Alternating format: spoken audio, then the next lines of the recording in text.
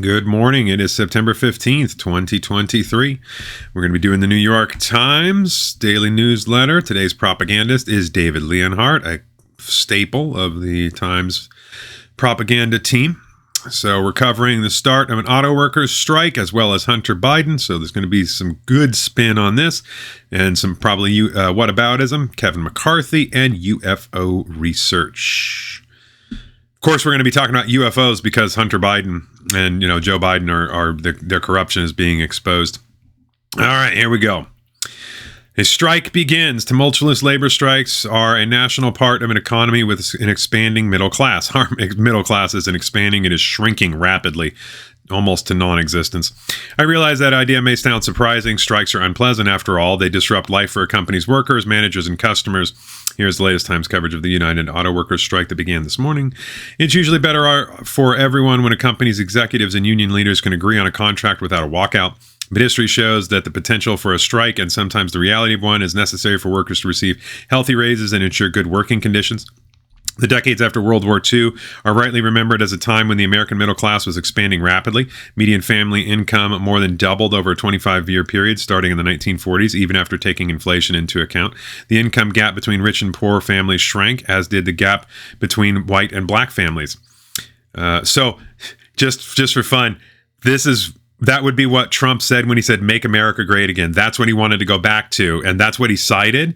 But then the media said, "Oh, you're talking about racism." No, he was talking about that kind of growth. These were also the years when strikes were a regular feature of American life. In the 12 months after World War II ended, almost 5 million Americans, or roughly 10% of the workforce, went on strike, including auto workers, film crews in Hollywood, steel workers, coal miners, and meat packers. During the 1950s, a supposedly conformist decade, more than 1.5 million workers went on strike every year on average. The strikes helped create the American middle class. Without at least the possibility of a disruptive strike, companies are often able to keep wages relatively low. That's not true at all. That's just a flat-out lie. I'm sorry. They can beat the workers. They can bet the workers won't quit for higher-paying jobs elsewhere. Also, why? That's just speculation. This bet often pays off, particularly when industries are highly concerned with only a few concentrated with only a few large companies. Again, three major auto companies, they all kind of force each other to compete with each other. Tons of other things. In fact, there were more companies back in the 50s and 60s than there are now. So their argument, if you were to keep that going, so now we should have far more, it just doesn't even make sense. That's essentially what happened over the past few decades as unions have withered and companies have consolidated. The economic trends have been the opposite of what they were in the mid-20th century. Executive pay and corporate profits have grown faster than in the American economy and much faster than wages for rank-and-file workers. The big divergence here is right about here. This is when we got off the gold standard. So that would be the big thing that caused this split. It's not the unions. We got rid of the gold standard. That's also what this drop is. This is right after. So this is 1920. So this is the Great Depression. This is the crash, and then these little spikes right here. This would be the gold seizure that Roosevelt did, the illegal gold seizure in 1934. Make up pay. The current burst of labor activism in the auto industry, Hollywood, Amazon warehouses, Starbucks stores, and elsewhere is an attempt to reverse those trends. The United Auto Workers, for example, agreed to large pay cuts for new workers when the industry was near collapse during the financial crisis almost 15 years ago. Since then, Detroit's big three, General Motors, Ford, and Chrysler, now owned by Stellantis, a Netherlands-based company, have recovered, earning large profits, but workers' pay has not rebounded so well. Union leaders are now asking for a 36% wage increase over 4 years to match a similar recent pay for top executives. The union also wants to pay to rise automatically with inflation in the future, as it did before the financial crisis. Without such cost of living increases, inflation causes de facto pay declines every year.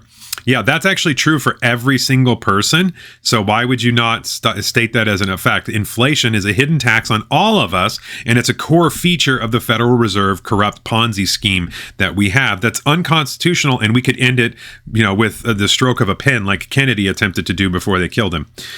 I want to emphasize that the broader importance of unions doesn't mean that all their demands are reasonable, because they're not. Sometimes unions really do make self-defeating demands. The auto industry is a case study. As Japanese and German companies won over American customers in the 1970s and 80s, Detroit's unions, along with the industry's top executives, were slow to recognize the threat and continued insisting on wages and work rules that contributed to the Big Three's decline. What contributed to the decline was crappy products. The Japanese products and the German products are vastly better than what we make, so that's why people buy those. I used to buy only American cars. Now I buy Japanese. I'm a Nissan guy because I have a Nissan that has over 100,000 miles on it, and it does much better than my Ford, my Dodges that fell apart at 50,000 miles. And I have no problems with my Nissan that has over 100,000 miles, and it's doing great. And I drive a lot.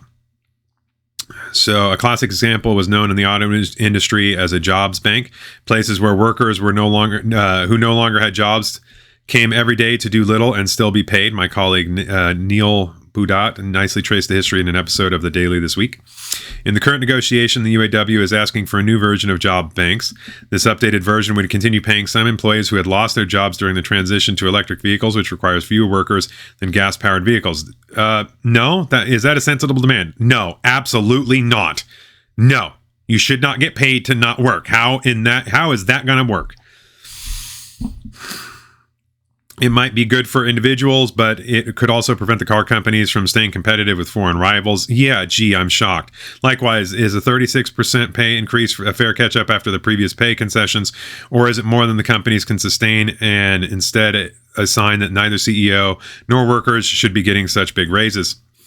These are legitimate questions, and I hope that Detroit's executives and union leaders will hash them out in public. Just keep in mind that if they weren't arguing over them, the workers would probably be worse off. For more, the strike initially involves less than 10% of the union's workers. An extended walkout could raise car prices and affect jobs at the company's suppliers. President Biden says he supports both auto workers and electric vehicles, but there are inherent tensions between the two positions. Electric vehicles are not an answer. If we all started driving electric vehicles, you imagine, first of all, there's not enough battery, there's not enough cobalt and nickel in the world. And every time an electric vehicle gets into an accident, there's a huge risk of a massive fire. And like the more electric vehicles, the more that's going to happen. Hunter Biden was indicted on charges that he lied about his drug use when he bought a handgun in 2018. He could go on trial next year.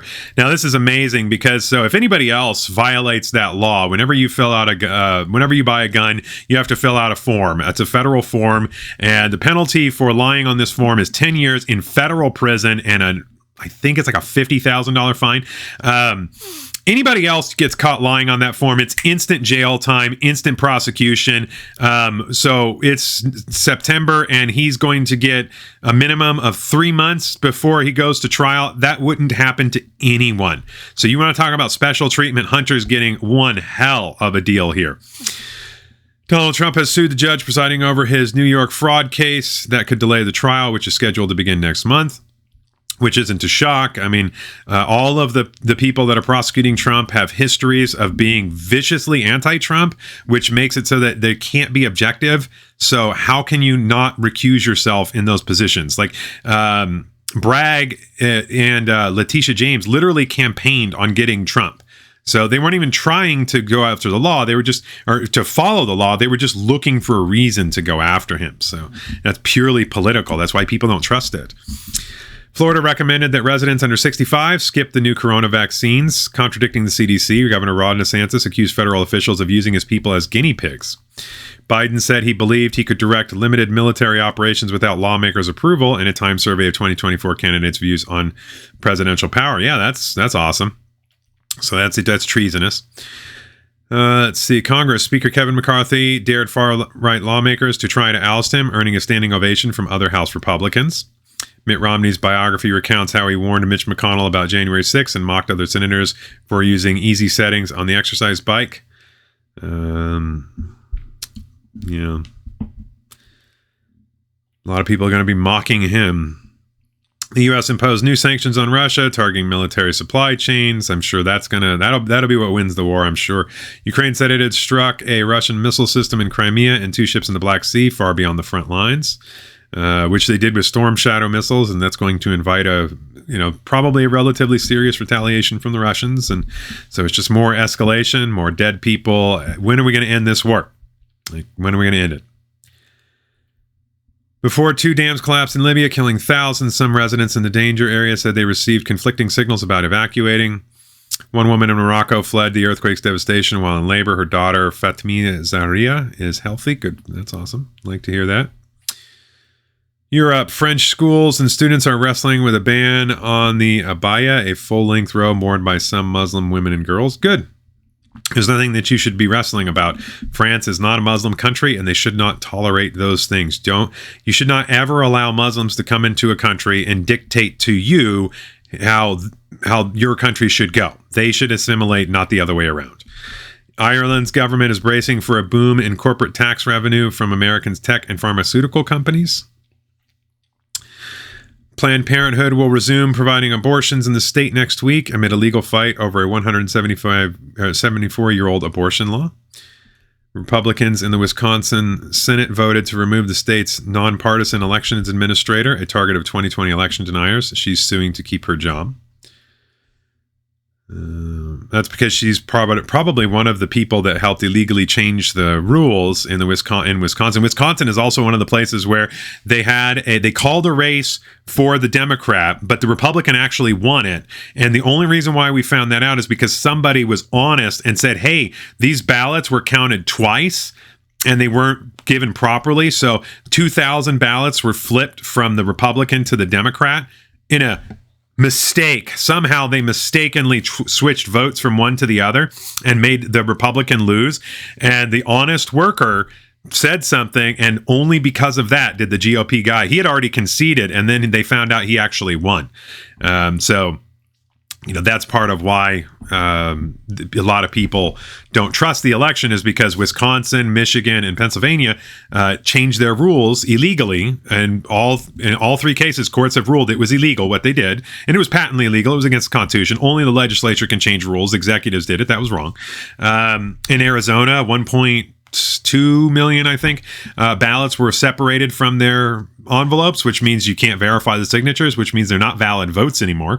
But then they counted them all and said, oh, yeah, Biden won. Okay, but you have ballots that we can't verify. So how can you say that it's the safest and securest election in history? You can't. It's a lie. That's why people don't believe it. I don't personally know what happened. I just know that they lied a whole bunch, and then they claimed that the big thing is they claim, oh, Trump lost 60 election challenges. No, he didn't. He lost. He in court on merits, he won 2 and lost 1. All the rest of them were dismissed solely on standing, not on merits. So that's not an accurate statement. Okay, other big stories. Hurricane and tropical storm watches have been issued for coastal New England and parts of Canada. I'm broke and wearing an ankle monitor. Sam Bankman-Fried, the FTX founder, wrote about his mindset ahead of a criminal trial. Who cares? He's another person. I mean, he spent $100 million of money he stole to help the Democrats win. So how do you call that a safe and secure election when we know that a fraudster helped Biden win? And we also know that Time Magazine had a secret cabal to help Biden win. But that's totally not a suspicious thing at all, right? After Elijah McClain died during an encounter with police in 2019, the case seemed to be closed. Then the George Floyd protests changed things. Adura Birch writes the Times Magazine. People on Staten Island used a loudspeaker to drive away migrants sheltering at a defunct school. Prosecutors in Poland, where abortion is effectively banned, or Poland, where abortion is effectively banned, are testing women to see if they've taken an abortion pill. It could happen here. Here are columns. Let's see. Oh, and Paul Krugman on child poverty. There's no such thing as child poverty. That's an outright lie. This is a thing that they've been doing where they talk about how the child tax credit somehow ended a thing that they call child poverty. There's no such thing. There are parents that are poor that have children, but no child is poor, middle class, or rich. They don't work. They don't have jobs or incomes. Therefore, they are neither poor nor rich. They are just children. It's their parents that don't have money. And they claim that the child tax credit somehow alleviated this poverty, except it didn't, because that money money had to come from somewhere, which it was created through inflation, which raises prices on all of us, which lowers spending power. So nobody's living better because of it. They're living worse because of it. Steaks cost $15 to $17. Butter is now $7 or $8 a pound. Gas is over $4. It's not a good economy. This is the worst economy ever.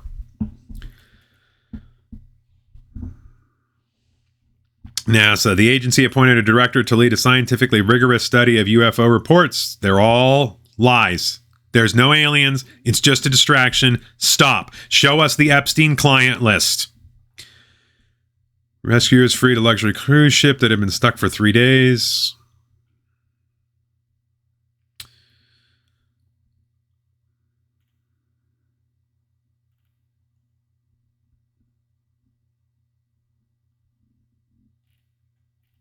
Slow and steady, a crowd gathered recently in Germany to see a crane lower a large concrete block, part of a sculpture called the Zeppet-Pyramid. If they wish to see the next block come down, they'll need to wait 10 years. The artwork, whose name translates to Time Pyramid, is a study in long-term thinking. The plan is to add a block a decade until the year 3183. That's dumb beyond belief. So a bunch of ugly blocks, and you're going to add one a decade so that every decade they're going, look, you can already see they're getting damaged over time. And so they're going to look really, wow, that's just awesome. CIA revealed the identity of a second spy involved in its Argo operation, the subject of a Ben Affleck movie. More distractions. Yeah, that looks good. Braid Chala. Okay, so today in history, on September 15th, 1963, 4 black girls were killed when a bomb went off during a Sunday services at the 16th Street Baptist Church in Birmingham, Alabama. 3 Ku Klux Klansmen were eventually convicted for their roles in the blast. On this date, in September 15th, in 1776, British forces occupied New York City during the American Revolution. In 1789, the U.S. Department of Foreign Affairs was renamed the Department of State. In 1857, William Howard Taft, who served as President of the United States and as U.S. Chief Justice, was born in Cincinnati, Ohio. In 1935, the Nuremberg Laws deprived German Jews of their citizenship. In 1940, during the World War II Battle of Britain, the tide turned as the Royal Air Force inflicted heavy losses upon the Luftwaffe. In 1955, the novel Lolita by Vladimir Nabokov was first published in Paris. In 1959, Nikita Khrushchev became the first Soviet head of state to visit the United States as he arrived at Andrews Air Force Base outside of Washington. In 1972, a federal grand jury in Washington indicted 7 men in connection with the Watergate break-in. In 1981, the Senate Judiciary Committee voted unanimously to approve the Supreme Court nomination of Sandra Day O'Connor. In 1985, Nike began selling its Air Jordan 1 sneaker. In 2001, President George W. Bush ordered U.S. troops to get ready for war and braced Americans for a long, difficult assault against terrorists to avenge the September 11th attack. Belgard Afghans streamed out of Belgorod, I'm not sure how to pronounce that, streamed out of Kabul, fearing U.S. military strike against Taliban rulers, harboring Osama bin Laden. In 2006, Ford Motor Company took drastic steps to remold itself into a smaller, more competitive company, slashing thousands of jobs and shuttering 2 additional plants. In 2021, California Democratic Governor Gavin Newsom soundly defeated a recall aimed at kicking him out of office. And he did so because the only reason he did is because the ballots were designed in such a way that you could not fold them without revealing one of 2 things. You were either going to reveal your answer of the recall or whom you were voting for. So it was really easy for operatives to throw away the number of ballots. And what's real interesting is the number of votes in the recall dipped precipitously at interesting times. Like, there was cheating that prevented him from being recalled. He's not popular. In 2022, President Joe Biden said federal mediators had helped foster an agreement that averted a rail strike that would have been devastating to the U.S. economy. That's not true. He compelled that. He straight up forced that. All right, some birthdays. Screenwriter and director Ron Shelton, Bill Durham, White Men Can't Jump, is 78. Actor Tommy Lee Jones is 77. Movie director Oliver Stone is also 77. Drummer Kelly Keegray of Night Ranger is 71. Actor Barry Henley, Bob Hart's Abishola, is 69. Drummer Mitch Dorge of Crash Test Dummies is 63. Actor Danny Nucci, The Fosters, is 55. DJ KG, Naughty by Nature, is 54. Actor Josh Charles, The Good Wife Sports Night, is 52. Actor Tom Hardy, The Dark Knight Rises, is 46. Actress Marissa Ramirez, Blue Bloods, is 46. Guitarist Zach Filkins of One Republic is 45. Actor Dave Annabelle, Brothers and Sisters, is 44. Actress Amy Davidson, 8 Simple Rules, is 44. TV personality Heidi Montage, The Hills, is 37. Actress Kate Mansi, The Days of Our Lives, is 36. One thing I want to mention here with respect to the Nixon break-in, it should be noted that all that happened with the Nixon break-in is Nixon had nothing to do with it. He didn't order it. The reason why he got in trouble was because he wasn't even trying to cover it up so much as he recognized that it was bad and he wanted to fire the people that were involved. That's really all. Meanwhile, in 2016, Barack Obama and Joe Biden spied on Trump's campaign, which is patently illegal. And they got away with it. It was perfectly fine. So, it's amazing how that, Nixon got impeached for Watergate, but Obama literally spied on his opponent's campaign, and that was cool.